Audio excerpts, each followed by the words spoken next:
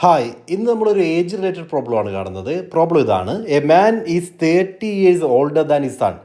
5 years ago his age was 6 times that of the son. The age of the son is. അപ്പോൾ നമുക്ക് ഇത്തരം questions വരുവാണെങ്കിൽ ഏറ്റവും എളുപ്പം എന്ന് പറയുന്നത് ഒന്നെങ്കിൽ ഇക്വേഷൻസ് ഫോം ചെയ്യാം, അല്ലെങ്കിൽ തന്നിരിക്കുന്ന ഓപ്ഷൻസ് വെച്ചുകൊണ്ട് ആൻസർ കണ്ടുപിടിക്കുന്നതാണ് ഏറ്റവും എളുപ്പം. ബിക്കോസ് തന്നിരിക്കുന്നത് ഏജ് ഓഫ് സൺ ആണ്. അപ്പോൾ ഏജ് ഓഫ് സൺ എന്ന് പറയുന്നത് ഈ 4 ഓപ്ഷൻസിൽ ഏതെങ്കിലും ഒന്നാണ്, റൈറ്റ്? ഏതെങ്കിലും ഒരെണ്ണമായിരിക്കും റൈറ്റ് ആൻസർ. അപ്പോൾ ഈ സിറ്റുവേഷൻസ് നമുക്ക് അതിരിക്കുന്ന ഓരോ ക്ലൂവും ഈ സിറ്റുവേഷനിലേക്ക് അപ്ലൈ ചെയ്ത് നോക്കാം. അപ്പോൾ ആദ്യത്തെ 10 year ആയിരുന്നുവെങ്കിൽ എന്ന് ചിന്തിക്കുക. So a man is 30 years older than his son. അപ്പോൾ സണ്ണിൻ്റെ ഏജ് 10 years ആണെങ്കിൽ ഫാദറിൻ്റെ ഏജ് അടുത്ത കോളത്തിൽ കൊടുക്കാം. ഫാദറിൻ്റെ ഏജ് എന്ന് പറയുന്നത് 30 years older ആണ്.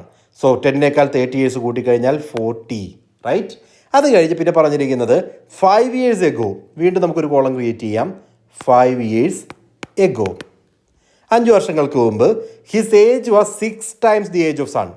അപ്പോൾ 5 വർഷങ്ങൾക്ക് മുമ്പ് സണ്ണിൻ്റെ ഏജ് നോക്കുക, ഫാദറിൻ്റെ ഏജ് നോക്കുക. ഓക്കെ, 5 വർഷങ്ങൾക്ക് സണ്ണിൻ്റെ മുമ്പ് ഏജ് എത്രയായിരിക്കും? ഇപ്പോൾ 10 വയസ്സാണെങ്കിൽ 5 വർഷങ്ങൾക്ക് മുമ്പ് അതിൻ്റെ ഏജ് എന്ന് പറയുന്നത് 5 വയസ്സായിരിക്കും. ഫാദറിൻ്റെ ഏജ് ഇപ്പോൾ 40 വയസ്സാണ്. അപ്പോൾ 5 വർഷങ്ങൾക്ക് മുമ്പ് 35 വയസ്സാണ്. സോ 5ൻ്റെ ഇൻറ്റു 6 ചെയ്യുമ്പോൾ 6 times ആണോ നോക്കുക? 6 times അല്ല, 35. So that is wrong answer. Okay, that is wrong. അടുത്ത ഓപ്ഷനിലേക്ക് പോകാം. 11 ആണെങ്കിൽ ഫാദറിൻ്റെ എന്ന് പറയുന്നത് 41 ആണ്.